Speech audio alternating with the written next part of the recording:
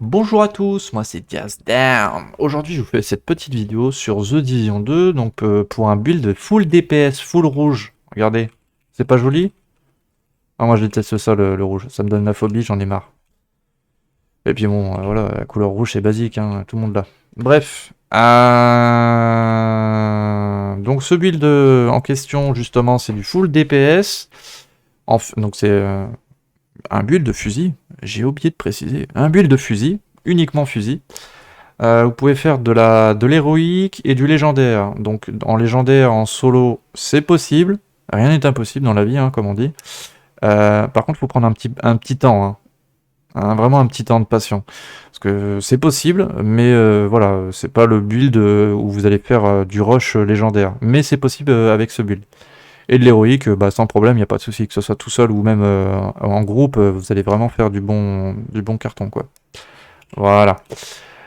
Donc j'utilise la spé sniper donc pour des dégâts de fusil de précision et des dégâts de fusil. Donc du coup, moi en arme principale j'utilise la vorace, donc la vorace qui est une jolie arme et qui est une bonne arme à la fois, qui est uniquement droppable dans le raid 2. Voilà, donc si vous ne l'avez pas, bah, vous cherchez un groupe ou dans votre clan, en espérant qu'il y ait une petite personne qui voudra vous la dropper, ou pas. Ça dépend de lui, hein.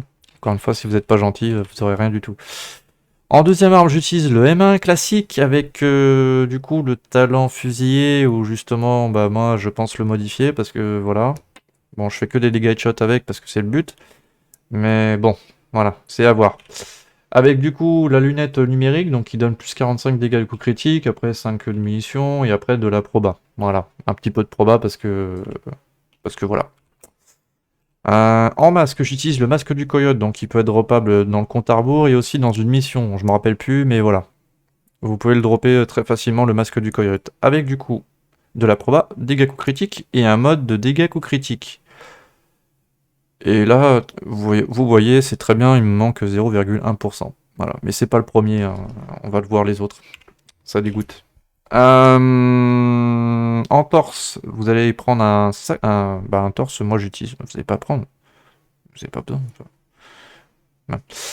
Faut que j'arrête, hein. En torse, vous allez avoir un Providence Défense, où justement c'est du full rouge aussi, avec de la proba, dégâts coup critiques et des dégâts coup critiques en mode. Voilà, on retourne, on revoit un petit peu ce qu'on a déjà vu, hein, 0,1% en manquant. Voilà, le jeu il veut pas, toujours pas. Talent canon de verre parfait. Donc ça c'est très bien. Donc vous infligez 30% de dégâts. Par contre, vous subissez 60%. Donc, alors non seulement vous êtes une chips de base sur le jeu, mais avec le build que vous avez là, vous êtes encore plus une chips, mais avec le canon vert parfait, encore plus. Voilà. Une chips qui vous écrase. Voilà. Donc du coup, ce talent, enfin ouais, ce talent en partie, si vous voulez le jouer, c'est pour les gens qui arrivent à bien maîtriser le gameplay. Tout simplement. Enfin après, ça dépend de votre gameplay aussi. Si vous, encore une fois, si vous jouez un peu trop bourrin, bah je pense pas que Canon de verre parfait est fait pour vous, hein, malheureusement, il va vous dire non. Voilà. En holster, un autre Providence aussi, avec du rouge, proba, dégâts coup critiques. Ensuite, une paire de jounières, excusez-moi de mon expression, mais je kiffe. Jounière astucieuse, principalement qui donne du coup 10% de dégâts de fusil avec un overlord, parce que c'est en overlord, hein, bien sûr, hein. On attribue 8% de dégâts sur cible non abritée, donc ça c'est sympa parce que justement quand vous voulez quand vous avez des mobs qui pop ou éventuellement qui sortent des portes, hein, magiques, on sait ça. On aime bien The Division d'ailleurs. Et ben forcément si les mobs ils sont pas forcément à couvert ou ils ont pas ce qu'il faut, bah vous allez faire un 8% de plus, donc c'est pas dégueu. Voilà. Ensuite, de la proba, donc moi, ça, par contre, ça, je vais aussi voir, que j'ai déjà pas mal de proba, mais il me faut encore plus de dégâts de crit. Donc pour moi, de mon côté, à voir. Mais si vous pouvez mettre de la proba, c'est très bien. Voilà. Un petit gant en son bras qui donne plus 15% de dégâts coup critiques. En attribut proba dégâts crit, pardon. Et enfin, la troisième pièce de Providence Défense, où vous allez avoir de la proba, dégâts crit, et dégâts coup critique avec ce fameux mode à la con qui est toujours un petit 0,1% en moins. Voilà, merci le jeu. Tu vois pas ce que je suis en train de faire, mais j'espère que tu vas le voir un jour.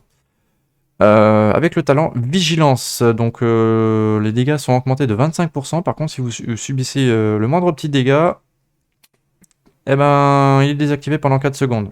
Voilà, donc c'est un talent pareil en fonction de votre gameplay. Donc le but c'est de rester.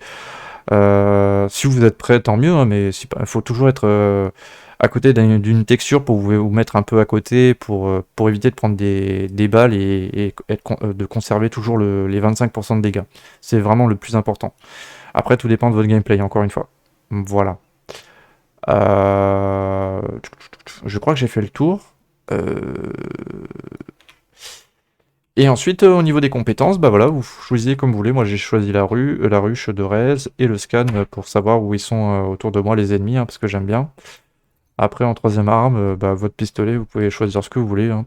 Moi, personnellement, il est toujours rangé. Il me sert à rien du tout, à part balancer sur les ennemis qui fait 0 dégâts. Voilà, comme ça, c'est fait. Ensuite, pour les statistiques, bah voilà. La proba, je suis à 60. Donc, le mieux à voir... Non, c'est pas français, ça. C'est pas grave. Ce qu'il faut absolument avoir, c'est 55 de proba minimum. Maximum 60, comme c'est écrit. Donc plus vous avez de proba, enfin... Encore une fois, je bégaye, c'est un truc de ouf. Si vous avez plus que 60, ça sert à rien, il faut en enlever pour mettre des dégâts de coups critiques, justement. C'est ce qu'il faut. Et là, actuellement, en dégâts coups critiques, je suis à 192,1, donc moi j'aimerais bien monter un petit peu plus, donc 12% en plus, hein, comme je disais tout à l'heure, j'aimerais bien les changer pour mettre enlever de la proba pour mettre des dégâts coups critiques, et s'il me manque un 1 ou 2% ou pas du tout en proba, bah voilà quoi. Mais je crois que je vais pouvoir mettre 0,1% de proba peut-être, qui sait. Et dégâts headshot 110, bon bah c'est un build pas du tout headshot, donc 110 c'est déjà bien. Vous n'avez pas besoin de plus. C'est le principal, enfin le build en question, encore une fois, c'est principalement pour la vorace. Vous pouvez jouer une autre arme aussi, peut-être le M1 classique. Si vous jouez pas headshot, c'est pas grave, mais au moins vous allez faire des dégâts. Mais encore une fois, la vorace est vraiment très bien pour pas mal de choses, hein, pour le fait d'avoir des dégâts d'armes d'une épaule à une autre, et puis enfin. Mais non, je raconte, moi. D'un côté, vous avez 100%, et de l'autre côté, vous avez de la protection. Donc, en vrai, c'est très bien. Vous avez juste à marquer 10 cibles, et c'est bon, ça pète. Voilà. Bien, bah pour moi, c'est bon, j'ai tout fait. J'ai fait le tour complet. S'il y a d'autres explications, j'en ai loupé, tant pis pour vous. Voilà.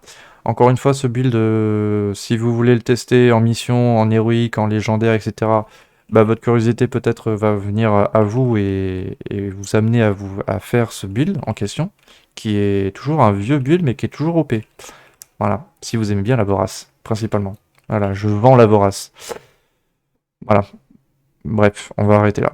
Bien, je vous dis peut-être à bientôt, et au revoir.